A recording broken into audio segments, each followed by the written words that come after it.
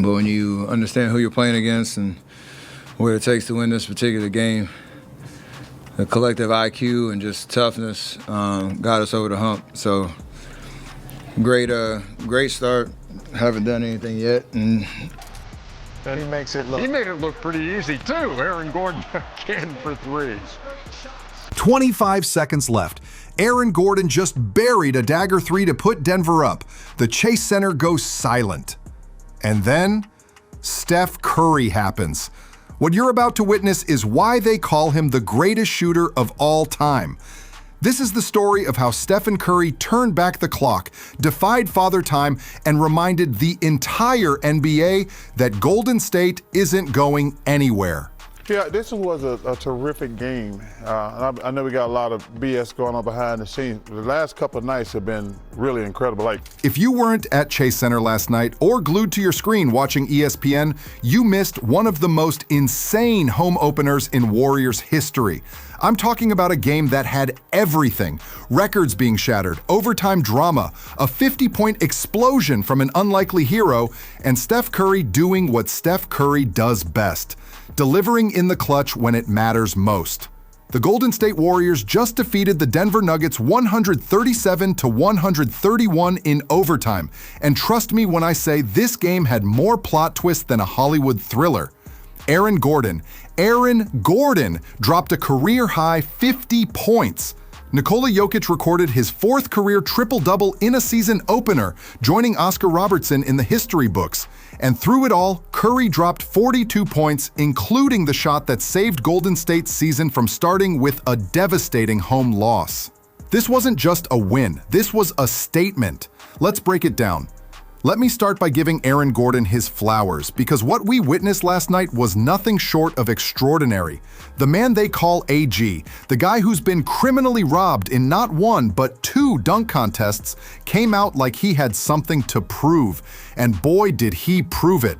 Aaron Gordon has made 10 three-pointers tonight, tying Terry Rozier in 2020 for the most in a season opener in NBA history. 50 points. 50! Let that sink in for a second.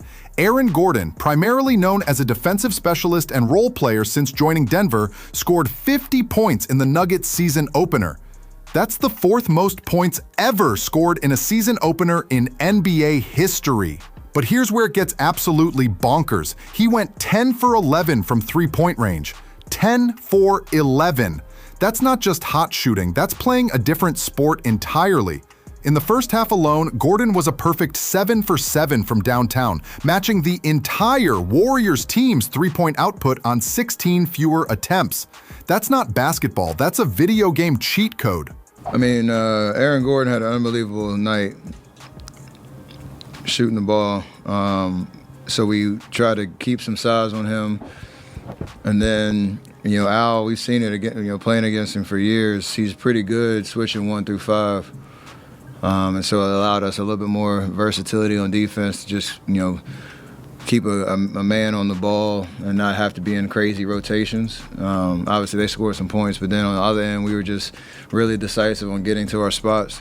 Gordon broke Alex English's Denver Nuggets franchise record for points in a season opener. English had 47 back in 1985, ironically also against Golden State.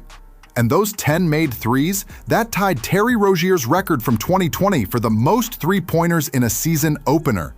Chase Center was stunned. Every time Gordon touched the ball in the first half, you could feel the tension. The Warriors tried everything, switching defenders, going zone, sending help. Nothing worked. He was unconscious. At one point, he hit a contested three over two defenders, and Draymond Green just looked at Steve Kerr like, what are we supposed to do about this? The Nuggets went into halftime up 70-61, and it felt like they were in complete control. Gordon had 35 points at the break, and Nikola Jokic was doing Nikola Jokic things, pulling down rebounds, dishing dimes, making life miserable for Golden State's defense. The three-time MVP finished with 21 points, 13 rebounds, and 10 assists, joining Oscar Robertson as the only players with 4 triple-doubles in season openers. Casual excellence from the Joker. But here's the thing about the Warriors. They've been here before, way too many times. And when you have Stephen Curry on your roster, no lead is safe. Stephen Curry. Number 30, the baby-faced assassin. The greatest shooter in NBA history. Pick your nickname. They all apply to what happened in the second half. After a relatively quiet first half where he had just 7 points, Curry came out of the locker room looking like he'd just watched a compilation of every doubter who said he's past his prime. And there are plenty of them. Last season, Curry's three-point percentage dipped below 40% for the first time in years. His scoring average was his lowest since 2015, and the Warriors were bounced in the second round again. The whispers started. Is he declining? Can he still be a number 1 option on a championship team? Last night, Curry had an answer, and it was loud. He scored 35 of his 42 points in the second half. 35 in one half. He was getting to his spots, pulling up from ridiculous distances, hitting contested shots, and doing all the things that made him a 2-time MVP and 4-time champion. The man who revolutionized basketball was reminding everyone why gravity matters. And I'm not talking about physics class. The Warriors chipped away at Denver's lead throughout the third quarter. It was a back-and-forth battle, with Gordon still hitting impossible shots, and Jokic orchestrating like a symphony conductor. But Curry was matching them basket for basket, pulling Golden State back from the brink. By the end of the third quarter, the game was tied at 94. The fourth quarter was pure chaos. Jonathan Kuminga was attacking the rim with reckless abandon. Jimmy Butler is a Warrior now, which still feels surreal, was getting buckets and playing lockdown defense. Draymond Green was doing Draymond things, barking at refs and making winning plays. Al Horford, in his Warriors debut, was providing veteran presence and timely baskets. I'm comfortable right now, sort of bringing Al off the bench, and if he doesn't play the first 6 minutes, it's a lot easier to sort of parse out the 22 during the rest of the game. But every time Golden State seemed ready to pull away, Aaron Gordon would hit another 3, or Jamal Murray would make a tough layup, or Jokic would find an open man with a no-look pass that made you rewind just to see how he saw it. And then came the final minute of regulation, the moment that will be replayed for years. The moment that defines why Stephen Curry is who he is. The Warriors are down 2. Aaron Gordon catches the ball on the wing, and you just know he's going to shoot it. The man has hit everything tonight. Why wouldn't he shoot? He rises up, releases, and swish. 3-pointer. Denver leads by 5 with 25.7 seconds left. Chase Center is deflated. On the broadcast, you can hear the energy drain from the building. The Nuggets bench is going crazy. Gordon is flexing. It looks over. But Steve Kerr doesn't call timeout. He lets his team play. Because when you have Stephen Curry, you don't need a play. You just need a possession. Curry crosses half court. The defense is locked in. They know the ball is going to him. Everyone in the arena knows. Everyone watching at home knows. The Denver players know. The coaching staff knows. Even the ball boys know. 20 feet away from the basket, Curry starts his move. Jamal Murray is draped on him. Aaron Gordon is coming over to help. The shot clock is winding down. Curry creates just enough space, rises up from 34 feet, yes, 34 feet, and lets it fly. Rotation, arc, trajectory, it's all perfect. Bang! The building explodes. Curry is sprinting back on defense, shaking his head in disbelief at his own greatness. The Warriors bench is mobbing each other. Draymond Green is screaming. The game is tied at 120-120 with 21.4 seconds left. Denver gets one more chance. They work the ball to Jokic in the lane, the best player in the world trying to win it. He shoots and misses just before the buzzer. We're going to overtime. Steve Kerr on the sideline just nods, like he's seen this movie before, because he has, multiple times. If you thought regulation was intense, overtime was something else entirely. The Nuggets came out aggressive and at one point led 125-123. They were this close to stealing a win in Golden State despite everything Curry had done. And then the Warriors flipped the switch. Al Horford, the 39-year-old veteran playing in his Warriors debut, buried a corner three to give Golden State the lead. Then Jimmy Butler, who finished with 21 points, hit a back-breaking three of his own to make it 133-127 with 41 seconds left. The dagger. After the game, Curry said of Butler's shot, The reason he got that shot was because we had kind of been really methodical, possession after possession, and they ran out of stuff to guard, and him taking that shot was huge. And Draymond last year when we played Minnesota, he pulled the signature move out. I thought Jimmy was going to do it. He left me on an island. But Curry wasn't done. He grabbed a defensive rebound, went coast to coast, and finished a layup with 23.9 seconds left to put the game completely out of reach. And then, finally, he pulled out the night-night celebration. The signature move, the "it's over" gesture that has become his trademark. Warriors 137, Nuggets 131. Okay, so let's talk about what this game actually means for both teams moving forward. For the Warriors, this is exactly the kind of win that builds championship confidence. They're now 2-0 to start the season after beating the Lakers on opening night, where Butler dropped 31 and Curry added 23. But this win feels different.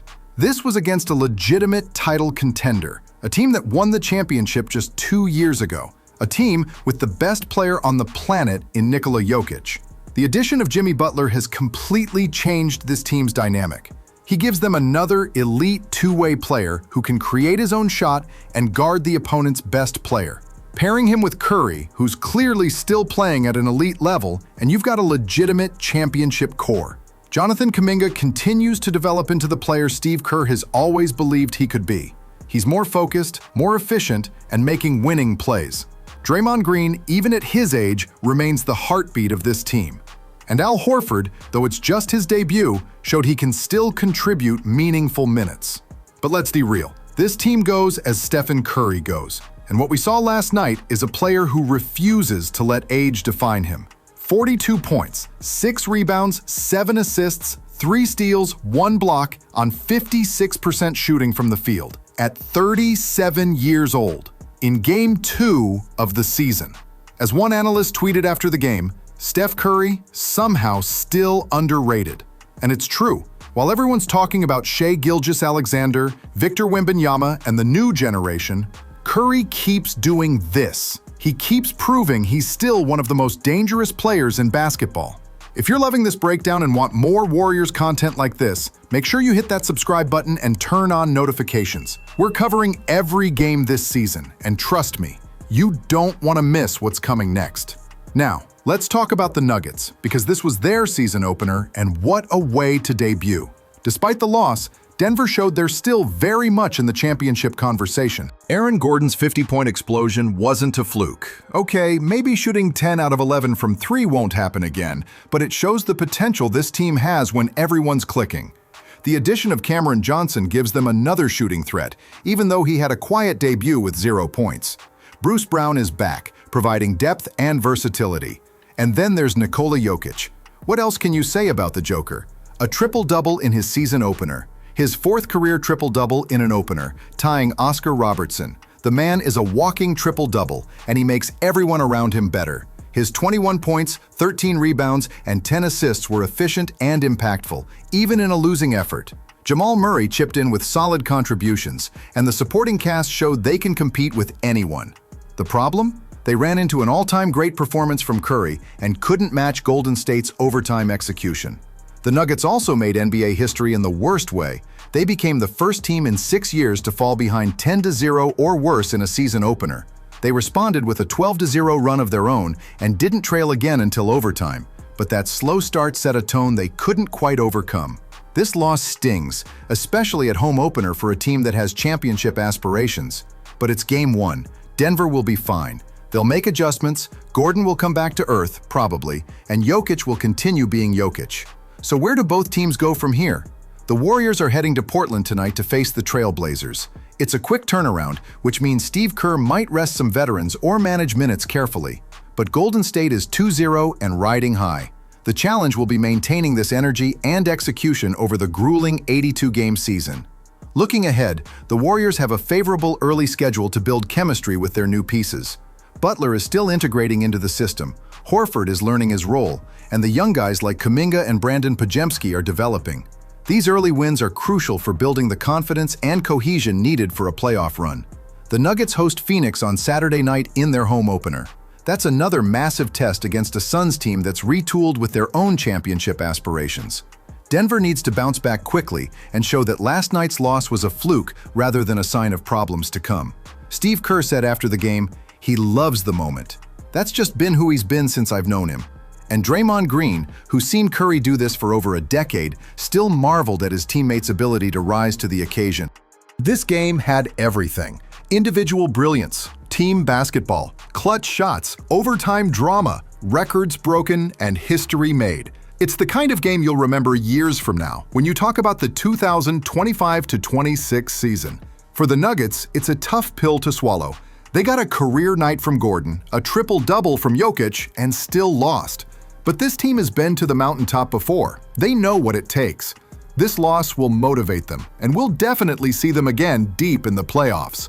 That's your Warriors-Nuggets recap, a 137-131 overtime thriller that reminded us why we love basketball. Drop a comment below with your favorite moment from this game. Was it Curry's game-tying three? Gordon's unconscious first half? The overtime heroics? Let's know. And don't forget to like this video and subscribe to the channel.